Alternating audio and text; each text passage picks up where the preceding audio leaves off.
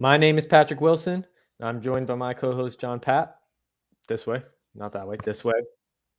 Six Pack Coverage is sponsoring us. Yes, thank you, Six Pack, for the merch. And you're watching the Pucking Flyers podcast. You can say a whole bunch of things. At the end of the day, you have to show it.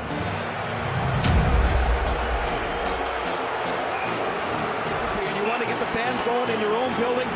Hit Crosby.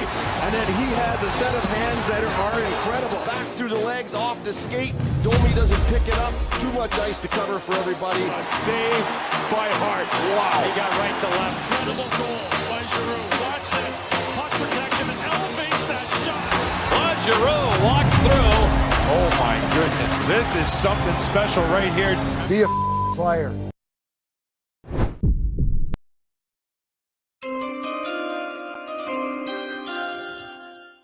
You started that too early. No, it was right on time.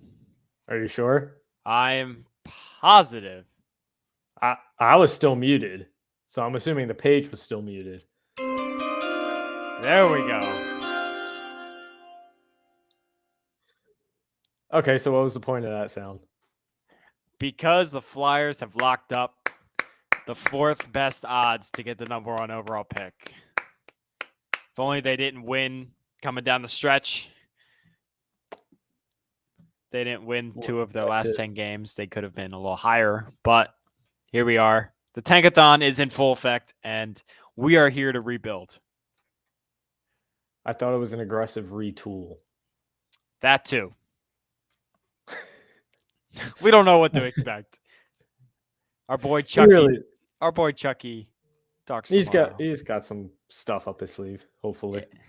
Yeah. He'll be doing his exit interview tomorrow, figuring out, maybe explaining a little bit what he has plans on the offseason. And I guess we'll cover that next week, since we kind of can't cover it today.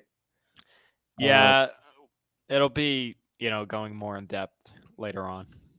Yeah. So for this week, I got to pull up the correct thing. For this week, we will just be doing a weekly recap. We're going to sum up the season and talk about the exit interviews. There really isn't too much to go on today, other than the fact that the playoffs just started today. So, did you remove that and then re-add it? Yes, I did, because I was going to pull up the Tankathon, but I figured it wouldn't add that much already told. Remember how I said this was going to go smooth? Yeah, it's not so far. Yeah, no, not at all. So let's head straight into the weekly recap then. So, it's not going smooth at all. I don't even have this up this time around. They've lost the last 3 games. Heading on out into vacation months, and still the same old story. The young guys have continued to look pretty decent with the increase in playing time for them. Still a lot of mistakes, but you take the good with the bad and move on. It's a wash. Yeah, so they got shut out by Winnipeg 4-0, and they lost against Ottawa 4-2. So they were outscored 8-2 in their last week. Not great. No. The kids have some fire under them. We'll see what. JVR still has one more year under his contract, so we'll see what happens there. I really don't know what else to really say about this. I mean, they had fire under them for a little while in both games, but then they just kind of seem to slow down. They definitely seem like they're just done with the season. Well, I don't blame them one bit for wanting to be done with the season. Yeah, I mean, I checked out about Christmas, so I've been wanting the season done. That's my Christmas gift. It's just now coming to real life. Hence the Tankathon under your name.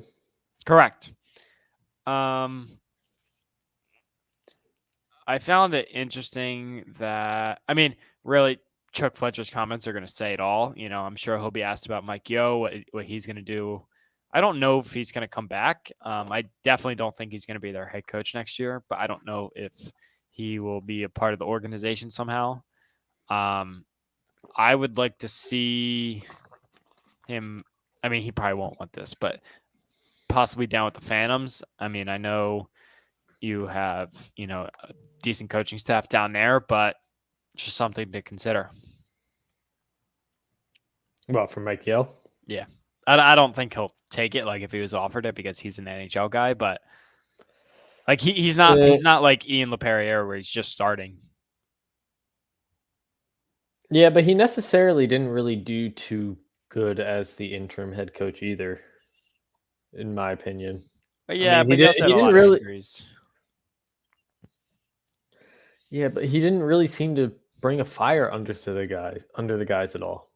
Like they're all year long that they were under Mike Yeo, there wasn't any fight. At least in the beginning with AV, they had some fight when they started off 6-2-2. And then it just went downhill from there. Yeah, I think it's just kind of a wash year. I mean, it was really bad. All the players said it that it was really bad. We're going straight into summing up the season. I got it. Yeah, weekly recap. They sucked. Oh, yes. All right, the end. So next topic. They blow. Next topic. No. I was proud of them in the beginning of the season. They were doing really well. They seemed to have things under control. And then they lost Ellis, which was a decent blow. No pun intended. They ended up losing him, which kind of hurt the defense a little bit, but they kind of stay solid for a little bit. And then they ended up losing Coots too, and Hayes. And Sean Couturier, history has shown Sean Couturier is when he's there, they have a chance. When he's not, they have zero chance. Like he is the glue, even though he's one guy. He is, he's essentially the quarterback. Like if you don't have a good quarterback, or if your starting quarterback's not in there, you're going to have a really difficult time winning, a bunch of games, let alone a game. Yeah, he definitely brings the energy to the guys. He has amazing leadership in that locker room. And not only that, but he brings an amazing defense to him too. It's just a consistency of his play. You know what he's going to give you night in, night out. And that's not a knock on the younger guys, but, the inconsistency can, it definitely fluctuates when you're, playing your first handful of games in the NHL and trying to adjust. But Sean Couturier has been there for 8+ years, and he knows what he has to do, and his teammates know what they can expect from him every night. Yeah, that and the fact that everybody can rely on him. Yeah, when need be. Right. Without him, it definitely shows that this team needs more defense, more help on defense. Like Pat, they need a lot of help everywhere, except for goalies. Yes, we can get into that. Yeah, I mean we're in the sum up the season. Like, why not? What were your thoughts on the goalies? Yeah, Carter Hart, I thought had an okay year. I wouldn't call it good. I don't think you can say anybody had a good year other than Kevin Hayes. Really? Kevin Hayes he was hurt, but when he was on the ice, he was productive. Yeah. What else? Carter Hart, going back to the goalies. So I think Carter Hart was okay. I think, the game I was at, he had 50 saves. It was like, whoa, he's that good. But then there are other nights where he just, let up, 2 in a row and within 3 minutes, and you're just like, what the heck? And I think Martin Jones, I think Martin Jones surprised me at some points.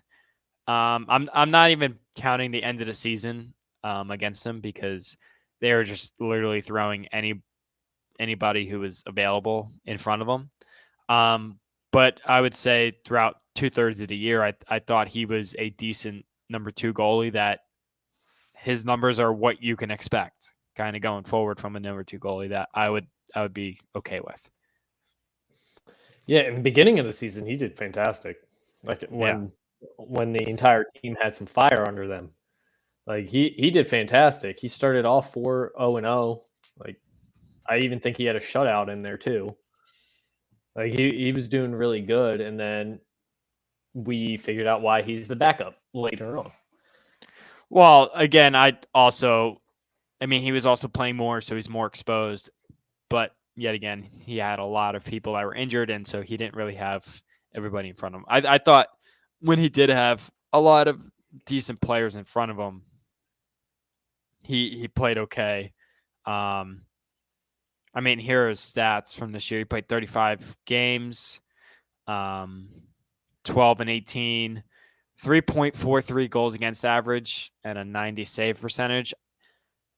It's not great for a NHL backup, but I think it's better than most, to be honest with you. And I would be okay with that, especially when you want to give Carter Hart majority of the games. What do they play? 82 in a year? Yeah. So what was Hart's record then? I will look that up. He played almost. I would say he played in like 70% of the games. Well, I'm saying Martin Jones played in 43% of the games, which I guess in the NHL today it's That's a little high for backup, I feel like. It's high, but with all the science and technology, they want as much rest as possible. I don't think it's crazy. And plus it also helps Carter Hart miss the last 2 weeks of the year, or 3 weeks, whatever it was. So he's playing the starters games, amount of games. Sorry, let me get Carter. No, you're good. Hart. Overall, I thought Carter Hart had a decent bounce back year. Obviously without the team in front of him, it hurt him, but I thought he had a pretty decent bounce back year. There were definitely points where he seemed unstable, but I would say about 90% of the time he seemed pretty stable and pretty set in net. But again, when you have basically an AHL team in front of you playing in the NHL, you're going to get a lot of shots against you. You're going to get a lot of good shots against you. And, you're going to let up a decent amount of goals, which is what happened.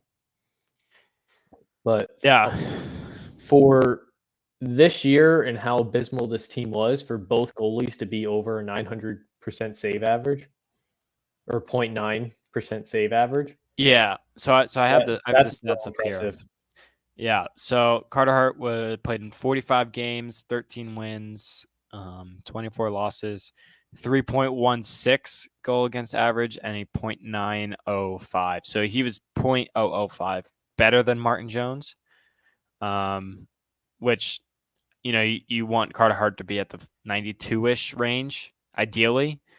But yet again, it's the play in front of him, and it's consistent with both goalies the whole year. Yeah, it was. I just feel bad for the goalies. Like, I honestly think out of everything that we have or that we need to fix, goalies should be the last thing on our mind. Right. Yeah.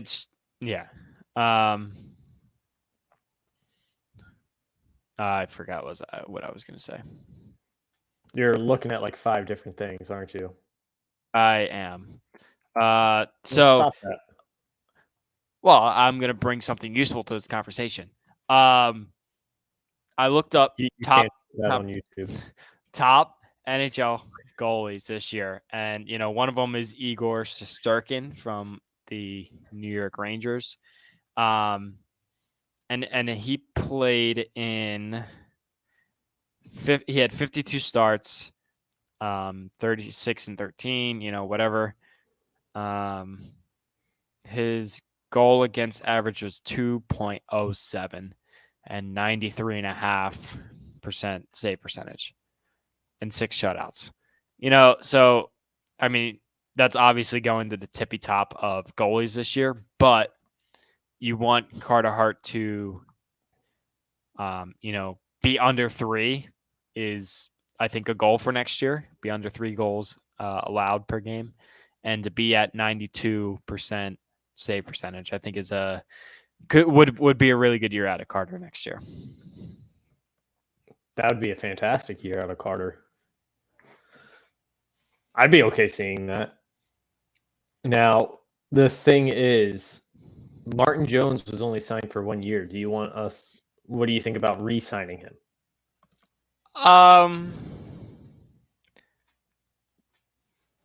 I would rather bring in somebody else. Because, I mean, although Martin Jones is great, he's also very old. I think he's going to be like 35 or something, or 34. I would rather bring in a 30-year-old, 31-year-old that has some success. So to answer your question, no, I would not bring him back. Okay. Do you know anybody on the free agency list?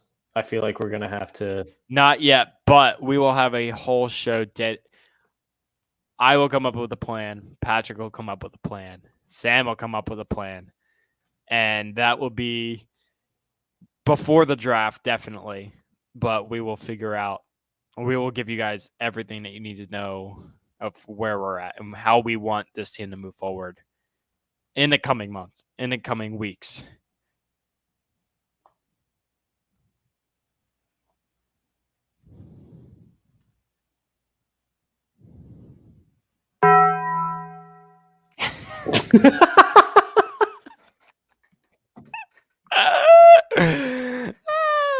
It's so funny. Oh, how you doing, Sam? Everything doing all right?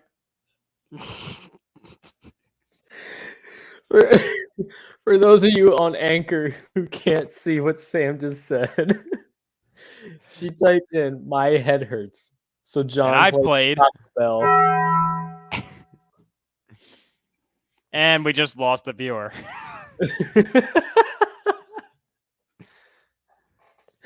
Oh my god. And she just straight up said, "I hate both of you."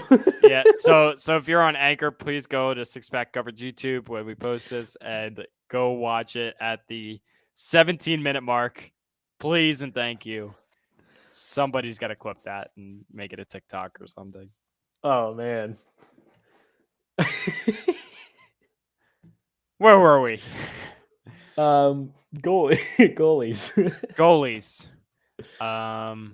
Yeah, do not. Yeah. I'm gonna have to do more research on who's available, but Thank you, Sam. We love you. Yeah, we're gonna have to take a good look at free agency to figure out who is exactly going to be available for the Flyers to start. Well, to sign, not to start, because it's obviously going to be kind of hot. Yeah, to be honest with you, I think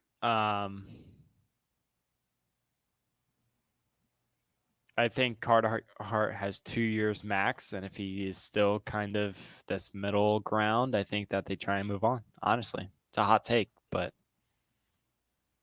I know. I think next year's too soon because of everything moving around. But let's just say hypothetically, they get a new coach next year, and then they keep that same coach, and still, the team is really bad, or he's still mediocre. I think that they still try to make it work, but I think that they are definitely looking at options in 2 years. I did not think you would ever say that about Carter Hart. You literally named your fantasy hockey team after Carter Hart. I know. It hurts to say that. No, Sam. No. Shut up! That was very loud in my ear. but no. Yeah, I did not think it would be that loud. John Tortorella for coach? I am intrigued. I'm not. I don't know if he's the guy, but I would be. He has Stanley Cups under his belt, but My he's- eyebrows are raised. yeah, that was very aggressive. I just don't think he's the guy for the Flyers. I don't. We keep trying to sign these big head coaches that have Stanley Cups under their belts that have had success in the past, and then they just don't work here. John, stop yawning. They just they just don't work here. We got to stop trying to go after the same things that has time and time again not worked. We need something different, whether that be a younger coach that doesn't have as much experience, so not many teams know much about their system, and he can bring a whole new system in here. Whether that be some older, well, I don't even want to say some older guy with less success because you want some success. But like I just think we keep going after these guys that have had success with different teams, but that have then failed their teams within the next year or two. I think what you're trying to say is the Flyers are picking their head coach based on their name and not what they can do for the team right now. Yes. Which is the same thing that the Eagles did with Chip Kelly. It's the same thing that the Sixers did with Doc Rivers. It's a Philadelphia thing. Phillies did it with Joe Girardi. Like you're doing it with the name, and clearly they've had success in the past, but what can they do to help you right now? I don't care what they did 12 years ago. Give me how they can make this team a playoff team next year based on their current roster. Exactly. And like when Tortorella won those Stanley Cups, hockey's a different game now. So parts of his system probably aren't going to work anymore. Well, also, he's got to be a little softer on his players and the whole thing. Yeah, like I just think we need to look at a different type of head coach instead of one with a big name. I agree. I think somebody who, maybe I don't want anybody who's brand new to the NHL, but I think maybe 3 or 4 years into the NHL could work, especially that wouldn't be a bad idea. One that's been an assistant for a little bit and kind of learning from all these different organizations. Or maybe the Phantom's previous head coach. Who? Whatever the hell his name was. Scott Gordon? Yeah. No. What do you mean no? He had great success for 16 years. Wasn't he he was an interim coach before AV? I'm almost positive. Oh, was he? Yeah. I'm almost positive. Never mind. But either way, I don't want the big name. No, I'm done with chasing after the big name that has had success in the past. Like it just hasn't worked here. I agree. Different. Next year, when they assign a new head coach, I want like a name I've never heard of. First of all, give me maybe even faintly heard of. But give me a guy of a name that I cannot pronounce, because that guy knows hockey. It means he's European, Canadian, Russian, whatever. Give me a guy's name who I can't pronounce. They know hockey. Yeah. I'm down with that. I'm okay with that. Like Igor Shesterkin. Like the name. Think of all of the great hockey players. Most of them are very hard to pronounce. Alex Ovechkin, Sidney Crosby, Nikolai Kucherov. Wayne Gretzky. Ilya Brizgalov. I can't say it with a straight face. Connor McDavid. All right. You're not that guy, pal. Trust me. You're not that guy. Austin Matthews. Should I go on? Steven Stamkos.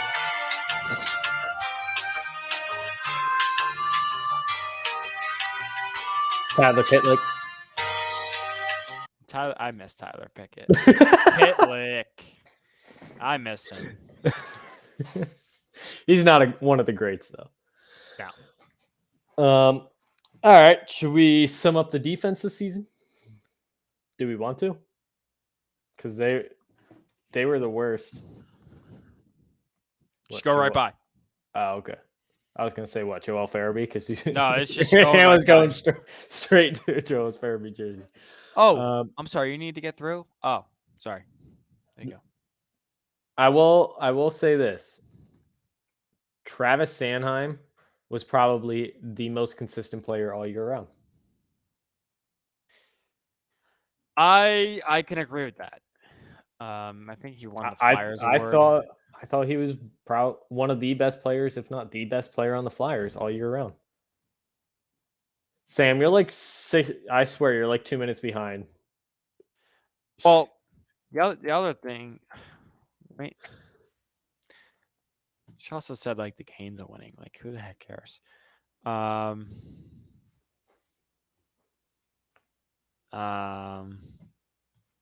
Yes, Sam, I said it.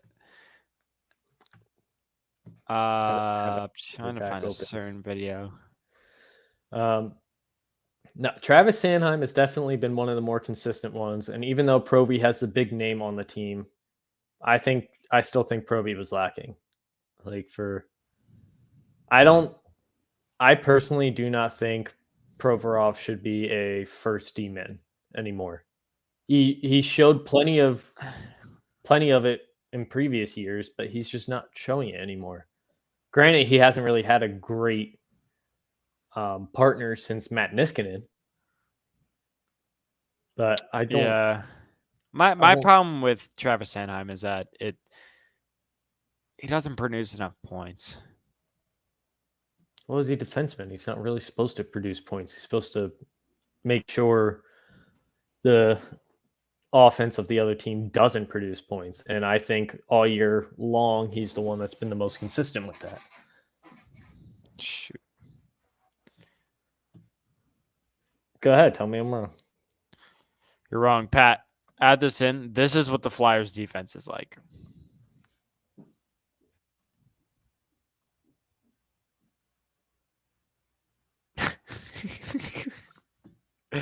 Barely any effort. Checking everybody that's going into the stadium. Just letting everybody through.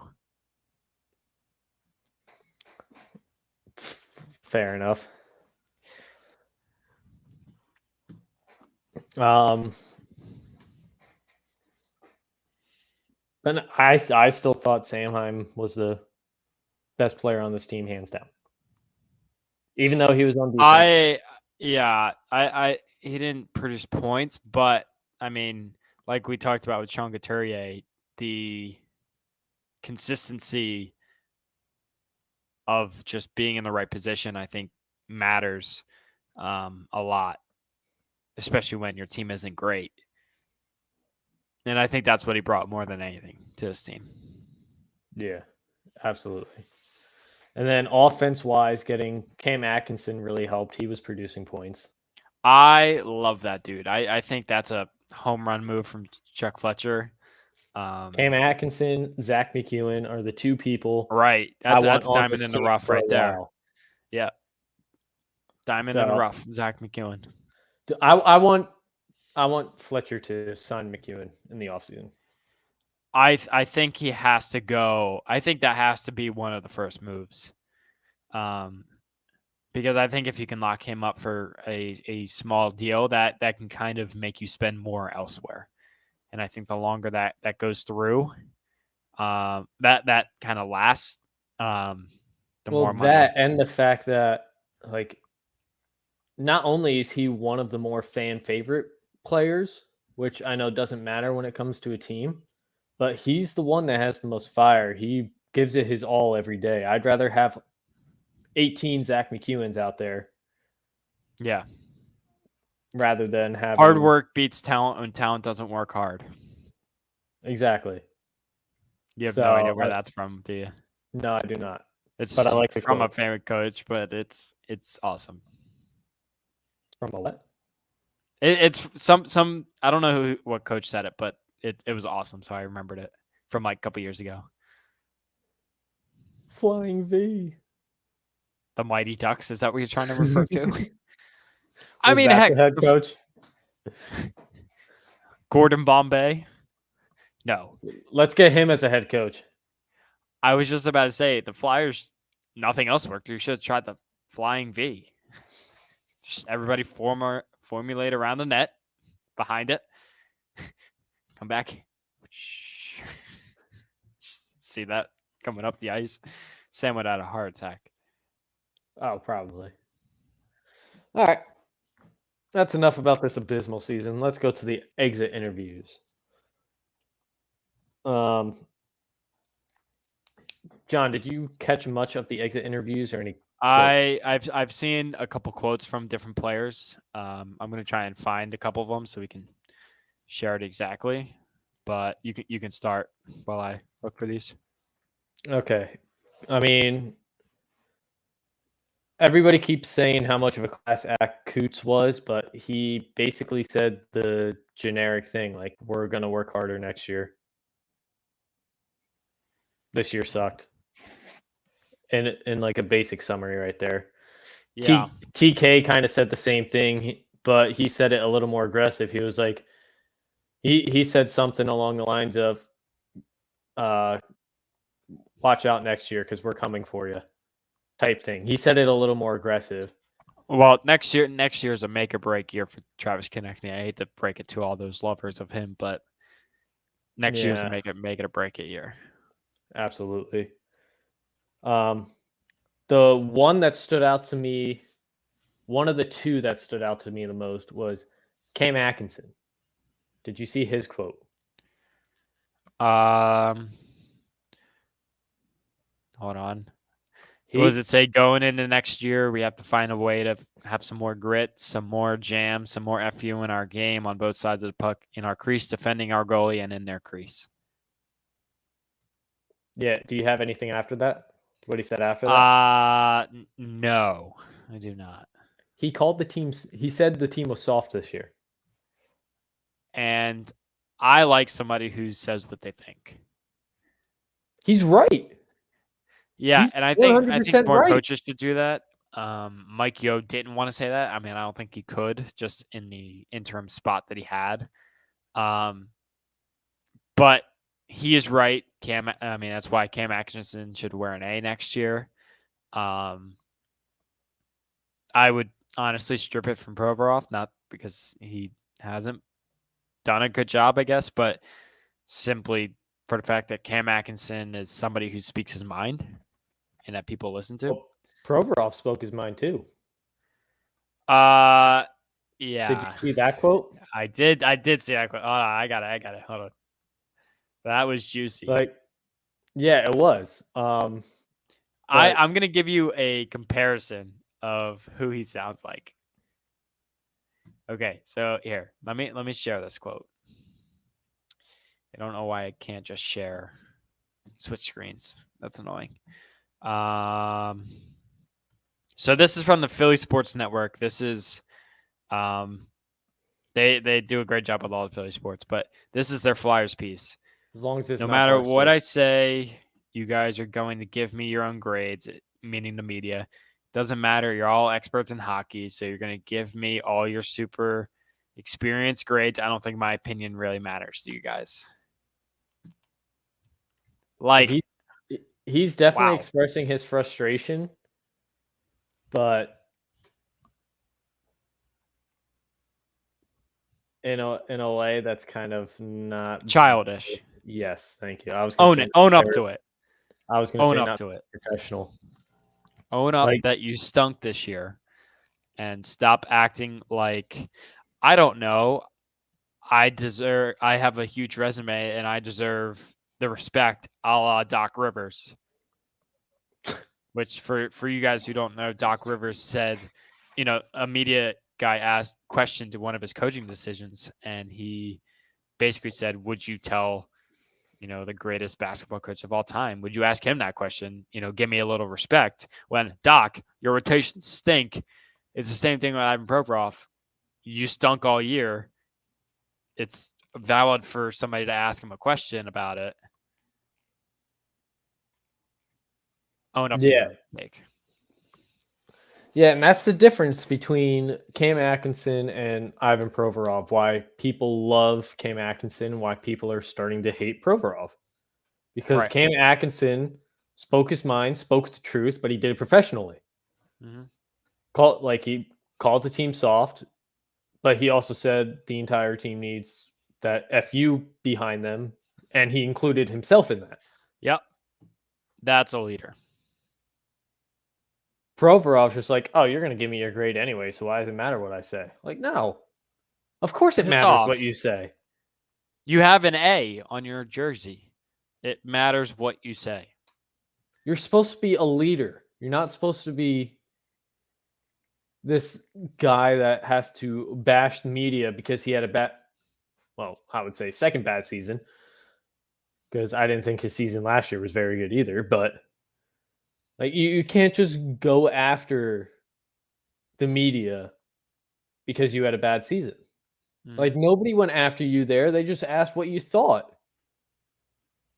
A lot of people online were saying that was a Voracek comment, but Voracek also gets attacked nonstop throughout his entire career, and he's getting old enough to the point where he's done with it and he's sick and tired of it. Yeah. Provorov still has a lot of years left in this league.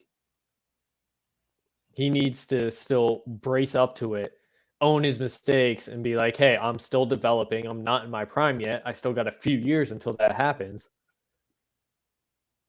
Like, just because you have a big name doesn't mean you can get away with saying those crappy little things during an exit interview. Yeah. Did I just... Oh, okay. I wasn't sure if I just froze or if you were just looking down. No. And then, just Sean Couturier talking about the captain, being named captain. It'll be an honor. It's not really something I'm focused on, whether I am or not. I'm still going to be the same person, same player I am, trying to lead by example, trying to help the younger guys and share the experience I have. Very simple answer, but does the job. Kevin Hayes, I was told after a certain amount of time I would feel better. Talking about his injuries, I wasn't really feeling better. Felt kind of rushed back throughout the season. We played against other guys I knew had the same surgeries. They all told me it takes a year to fully heal and feel normal. I feel like at the end of the season, I started to feel better. And his points reflected that. Yeah, he was definitely not feeling good when he first came back, which is why he went out on the injury reserve again. How did you hear Scott Lawton at all? I actually don't think so. Okay.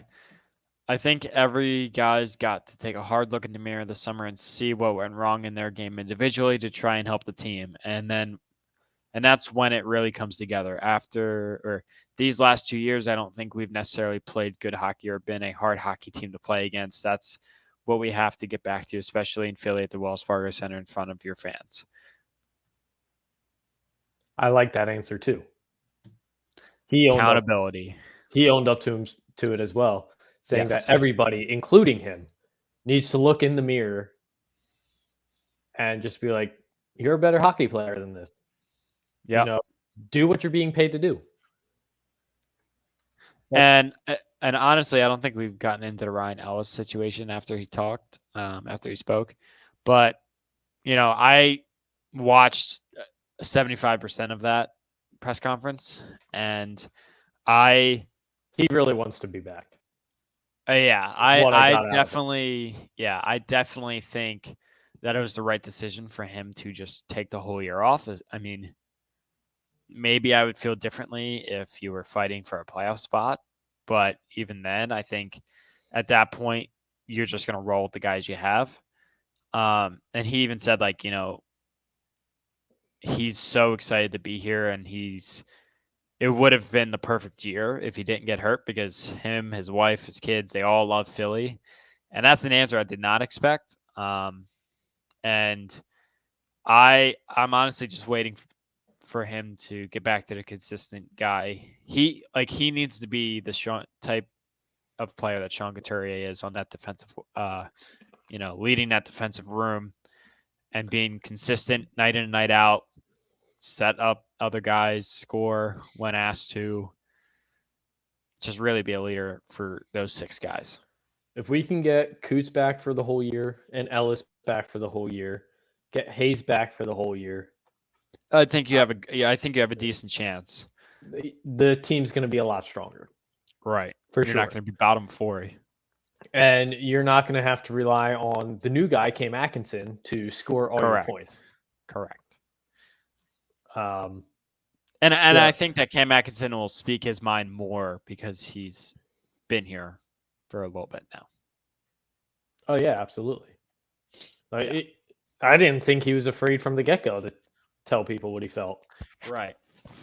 Like, you can definitely tell that he absolutely loves it here, even after this abysmal year.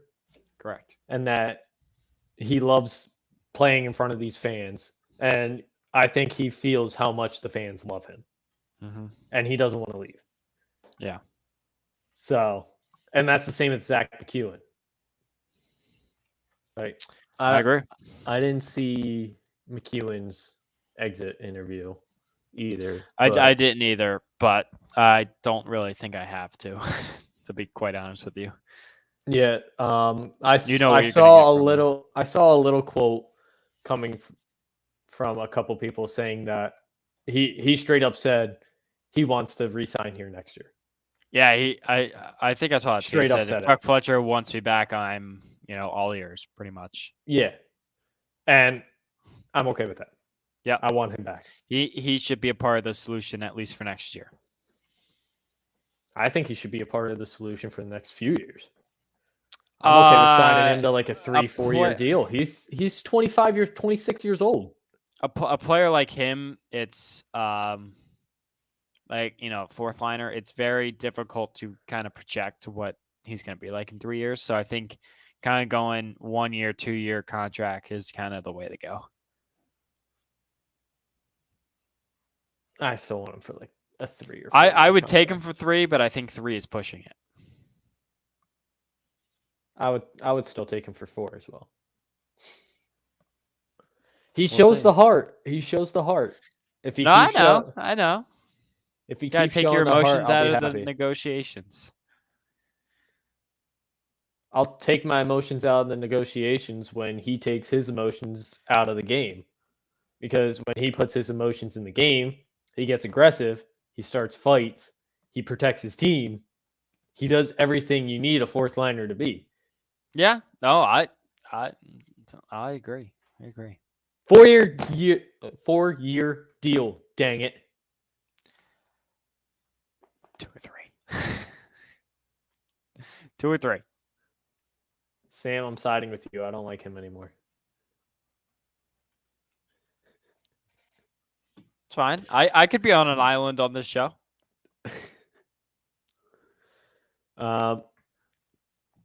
Yeah, overall, the exit interviews were just as I thought they were going to be. A lot of people being upset, saying that, they need to step it up next year.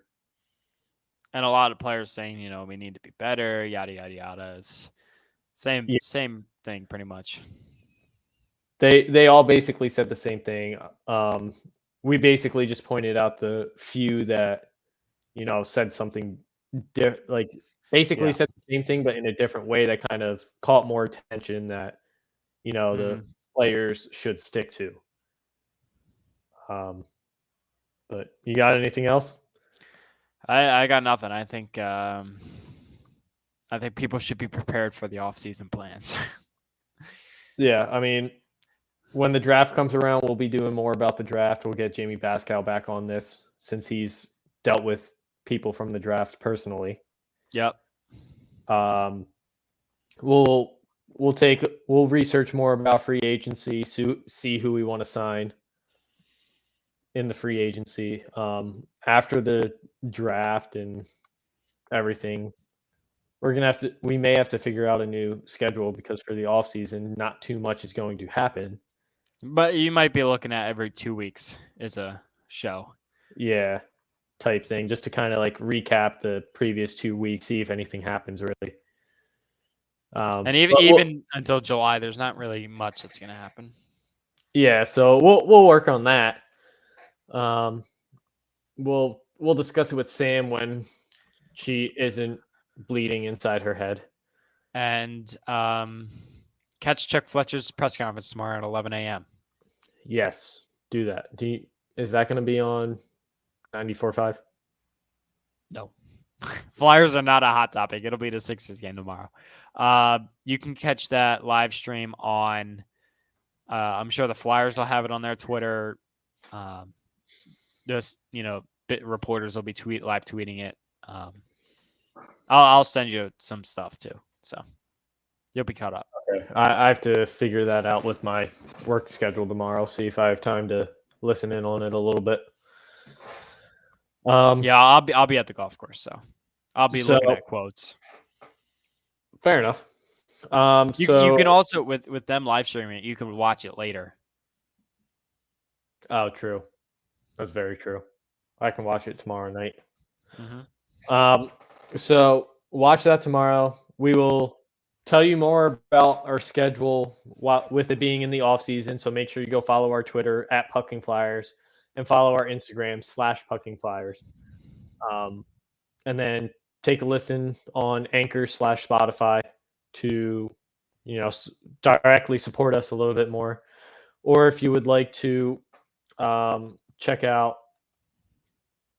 Six Pack's website or YouTube page, we will be posting those links on Twitter as well after this episode is done and we get the timestamps figured out and all that.